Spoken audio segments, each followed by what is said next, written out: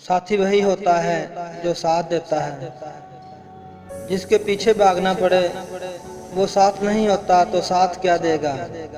अल्लाह से बड़ा हमारा कोई साथी नहीं। जो वफादार होते हैं ना, वजह उनकी औकात से बड़ी ही क्यों ना हो, मर जाते हैं बेवफाई नहीं करते। बाबा जी कहने लगे, पुत्र महबूब को देखना मोहब्बत की शर्त नहीं होती। कोई बिना देखे अवैस करनी बन जाता है और कोई पास रह कर भी अबू जहल रहता है।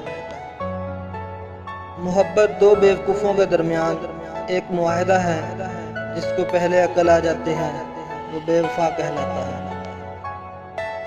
लोग कहते हैं कि औरत वफा नहीं करती। अगर औरत वफा ना करे तो दुनिया में कोई रिश्ता कायम ना हो। मुझे औरत के जज्बाती और बेवकूफ़ होने से इनकार नहीं। जिस दिन औरत को अकल आ जाती है उस दिन बाकी सब की अकल ठिकाने लग जाती है।